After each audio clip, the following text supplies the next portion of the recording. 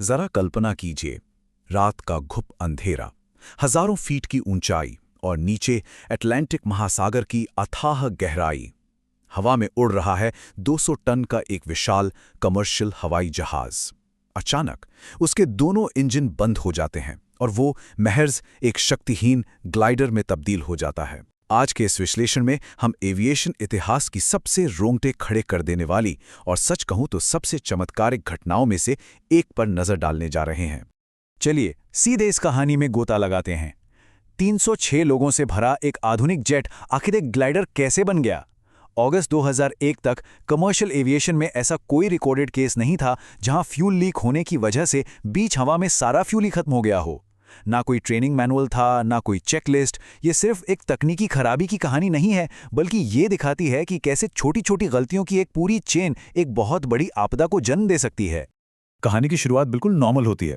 24 अगस्त 2001 की रात air transit की फ्लाइट 236 टोरंटो से पुर्तगाल के लिस्बन के लिए उड़ान भरती है। ज़्यादातर लोग अपनी गर्मियों की छुट्टियां बिताने जा रहे थे। सब कुछ बेहद शांत लग रहा था। केबिन की लाइटें डिम थीं, लोग सो रहे थे। लेकिन किसी को इस बात का जरा भी अंदाजा नहीं था कि विमान के अंदर एक टाइम बॉम्ब टिक टिक कर रहा था। असल में इस पूरी समस्या के बीच 9 दिन पहले ही बो दिए गए थे। हुआ नहीं था कि विमान के रूटीन इंस्पेक्शन में दाएं इंजन के ऑयल सिस्टम में कुछ खराबी मिली। इंजन बदलना जरूरी था। अब एयरलाइन के पास कोई स्पेयर इंजन तो था नहीं, इसलिए रोल्स रॉयस कंपनी से एक इंजन लोन पर लिया गया। लेकिन यहां एक पेच था। नया रिप्लेसमेंट इंजन पुराने डिजाइन का था, जबकि विमान का सिस्टम नए डिजाइन का। बाहर से तो दोनों एक जैसी दिखते थे, लेकिन अंदर की ट्यूब्स की फिटिंग एकदम अलग थी। अब मैकेनिक्स के पास टाइम बहुत कम था। संडे तक विमान तैयार करने की एकदम टाइट डेडलाइन थी। जब उन्होंने काम शुरू किया तो लीड टेक्नीशियन ने सही मैनुअल देखने के लिए कंप्यूटर खोला, लेकिन नेटवर्क ही डाउन था। और जो सीडी बता सकती थी कि इन ट्यूब्स को एक साथ बदलना जरूरी है, वो वहीं पड़ी रह गई। किसी ने उसे पढ़ा ही नहीं। समय के दबाव में आकर एक शॉर्टकट लिया गया, बल्कि मैं कहूंगा एक बहुत भारी भूल की गई। उन्होंने नए और पुराने डिजाइन की ट्यूब्स को एक साथ जबरन फिट कर दिया। और बस यहीं से तबाही की उल्टी गिनती शुरू हो गई। जब भी हाइड्रोलिक सिस्टम में प्रेशर बनता तो हाइड्रोलिक लाइन का हिस्सा घूमकर फ्यूल लाइन के एकदम करीब आ जाता।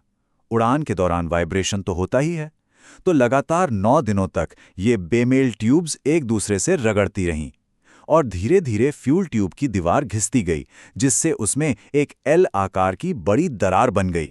वापस लौटते हैं 24 अगस्त की उस रात पर। सुबह 4:38। फ्लाइट डेटा रिकॉर्डर के मुताबिक उस दरार से फ्यूल बहुत तेजी से लीक होना शुरू हो गया था। कितनी तेजी से? 13 मीट्रिक टन फ्यूल प्रति घंटे की रफ्तार से। यह सीधा अटलांटिक महासागर में गिर रहा था। लेकिन हैरानी की बात यह है कि कॉकपिट में कोई अलार्म नहीं बजा, क्योंकि उस एयरबस A330 में ऐसा कोई ऑटोमैटिक सेंसर ही नहीं था जो फ्यूल लीक को सीधे डिटेक्ट कर सके। अब चीजें तेजी से बिगड़ने लगीं। सुबह 5:03 पर पायलट्स ने पहली बार देखा कि दाएं इंजन में टेल की कुछ असामान्य रीडिंग आ रही है। उन्हें लगा कि शायद ये कोई कंप्यूटर का ग्लिच है। होता है ना अक्सर। लेकिन फिर 5:33 पर फ्यूल इम्बैलेंस की वार्निंग स्क्रीन पर चमकने लगी। दाई विंग में फ्यूल बहुत कम हो गया था। 5:45 तक आते आते ये एकदम साफ हो गया कि अब लिस्बन पहुंचना तो पूरी तरह से असंभव है। तो सबसे क्रूशियल पॉइंट यहां पर यह है कि इस नाजुक मोड़ पर एक बहुत बड़ी मानवीय चूक हुई। क्रू ने चेकलिस्ट पढ़ने के बजाय अपनी यादाश्त पर भरोसा किया। फ्यूल का बैलेंस ठीक करने के लिए उन्होंने क्रॉस फीड वॉल्व खोल दिया। अब इसका नतीजा क्या हुआ? बाएं विंग का जो सही सलामत फ्यूल था ना, वो भी सीधे दाएं विंग के उसी लीक से बहने लगा। मतलब जिस समस्या को वो सुलझाने की कोशिश कर रहे थे, उसी ने इस आपदा को सीधा दोगुना कर दिया। जब बाएं तरफ का फ्यूल भी तेजी से कम होने लगा, तब जाकर पायलट्स को समझ आया कि मामला कितना गंभीर है। उन्होंने एक हताश फैसला लिया। बीच अटलांटिक में स्थित अजोरेज के एक छोटे से द्वीप टेरीरा की तरफ विमान को मोड़ने का। वहां लार्जेस्ट एयरबेस था। सुबह 5:48 पर एयर ट्रैफिक कंट्रोल को फ्यूल इमरजेंसी घोषित कर दी गई। लेकिन समय रेत की तरह मुट्ठी से फिसल रहा था। सुबह 6:13 पर 34,000 फीट की ऊंचाई पर दाया इंजन पूरी तरह से बंद हो गया। अब सिर्फ एक इंजन के सहारे उड़ान जारी थी। और फिर ठीक 13 मिनट बाद सुबह 6:26 पर बाया इंजन भी हमेशा के लिए शांत हो गया। जरा सोचिए, 306 लोगों से भरा वो विशालकाय कमर्शियल जेट अब महज एक पावरलेस ग्लाइडर बन चुका था। और नीचे था सिर्फ अथाह गहरा समुद्र। पायलट्स के सामने अब जो चुनौती थी वो इतिहास में कभी किसी ने नहीं देखी थी। जब दोनों इंजन बंद हुए तब विमान उस छोटे से एयरबेस से पूरे 144 किलोमीटर दूर था। इतने भारी कमर्शियल जेट को बिना इंजन के इतनी लंबी दूरी तक ग्लाइड करना, ये पूरी तरह से एक करो या मरो की स्थिति थी।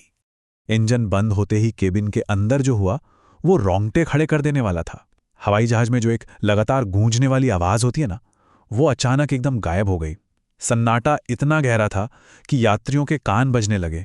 एक 57 साल के यात्री थे, ऑगस्टिनो रोमेरो। उन्हें उस खौफनाक अंधेरे में बस अपनी बेटियों की याद आ रही थी। क्रू मेंबर्स के चेहरों पर भी पैनिक एकदम साफ देखा जा सकता था। मेन पावर कटते ही कॉकपिट की स्क्रीन काली पड़ गई। तभी बैकअप सिस्टम ने काम करना शुरू किया और रैट यानी रैम एयर टरबाइन बाहर आ गया। ये विमान के बाहर एक छोटी सी पवन चक्की जैसा होता है जो हवा के बहाव से घूमकर बेसिक इंस्ट्रूमेंट्स के लिए इमरजेंसी बिजली बनाता है। लेकिन इसे काम करते रहने के लिए विमान की स्पीड कम से कम 140 नॉट्स होनी ही चाहिए थी। यात्रियों को बता दिया गया था कि समुद्र में क्रैश लैंडिंग हो सकती है। जहां कुछ लोग प्रार्थना कर रहे थे, वहीं कुछ ने आखिरी सांस तक हार ना मानने की ठान ली थी। एक यात्री ने अपनी पत्नी से कहा कि वो समुद्र में गिरकर भी तैरेंगे, और इसके लिए खुद को तैयार करते हुए उन्होंने कहा, हमें अपने जूतों की जरूरत पड़ेगी। ये उस भयानक पल में जिंदा बचने की एक बेतहाशा ललक थी। अब कहने को तो पानी में इमरजेंसी डिचिंग में औसतन 76% लोगों के बचने का चांस होता है, लेकिन यहां हालात एकदम अलग थे। रात के घूप अंधेरे में लहरों का अंदाजा लगाना नामुमकिन था। ऊपर से अगस्त के बावजूद अटलांटिक का पानी इतना जमा देने वाला था कि जो लोग क्रैश से बच भी जाते वो हाइपोथर्मिया से मारे जाते। और लाइफ जैकेट पहनने के इंस्ट्रक्शंस अलग अलग भाषाओं के कारण केबिन में उसे लेकर भी पूरी अफरा तफरी मची हुई थी। लेकिन इस पूरी निराशा के बीच कमान कैप्टन रॉबर्ट पीश के हाथों में थी। उनके पास 16,800 घंटों का शानदार उड़ान अनुभव था, और सबसे दिलचस्प बात, वो पहले एक बुश पायलट रह चुके थे जिन्हें बिना रनवे के ऊबड़ खाबड़ जगहों पर प्लेन उतारने की महारत हासिल थी। और विडंबना देखिए, उनका एक क्रिमिनल रिकॉर्ड भी था।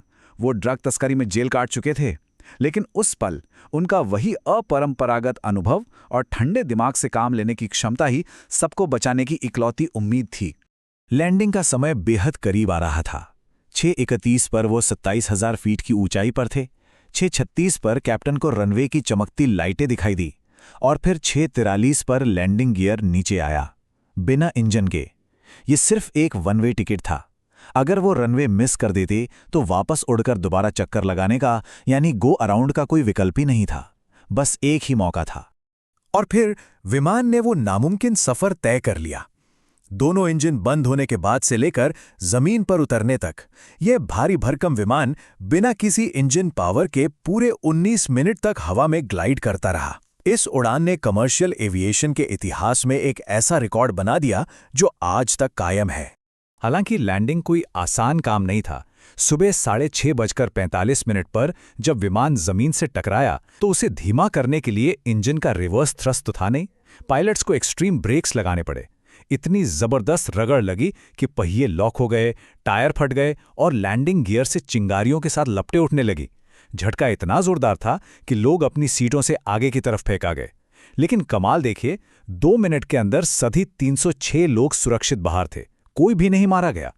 इस घटना के बाद जो हुआ वो भी कम दिलचस्प नहीं है। कनाडाई अथॉरिटीज ने एयरलाइन पर $2.5 लाख का भारी भरकम जुर्माना ठोका। डरे सहमे यात्रियों ने $30 मिलियन का क्लास एक्शन मुकदमा कर दिया, और मीडिया वो तो कैप्टन के ड्रग तस्करी वाले अतीत को लेकर पीछे ही पड़ गई। लेकिन उन 306 यात्रियों के लिए कैप्टन पीश हमेशा एक हीरो ही रहें। अब इस पूरी कहानी का सबसे कड़वा सच क्या है पता है? ठीक 4 साल पहले 1997 में एयर फ्रांस के एक विमान में बिल्कुल ऐसा ही फ्यूल लीक का मामला हुआ था। तब फ्रांसीसी अथॉरिटीज ने साफ चेतावनी दी थी कि ऐसे विमानों में ऑटोमेटेड फ्यूल लीक सेंसर लगाए जाने चाहिए। अगर उस चेतावनी को अनदेखा ना किया गया होता तो शायद फ्लाइट 236 की ये नौबत ही नहीं आती। तो अंत में हमारा ये विश्लेषण हमें एक बेहद गहरे सवाल के साथ छोड़ जाता है। एविएशन सेफ्टी ना अक्सर स्विस चीज मॉडल की तरह होती है। जब कई छोटी छोटी गलतियों के छेद एक लाइन में आ जाते हैं तब एक बड़ी आपदा जन्म लेती है। जब अनदेखी चेतावनियां, समय बचाने वाले मैकेनिकल शॉर्टकट्स और नाजुक मौकों पर मानवीय याददाश्त पर भरोसा, ये सब एक साथ टकराते हैं तो हमें ये सोचना ही पड़ता है कि जिन जटिल मशीनों पर हम आंख मूंद कर अपनी जान सौंप देते हैं वे आखिर कितनी सुरक्षित हैं।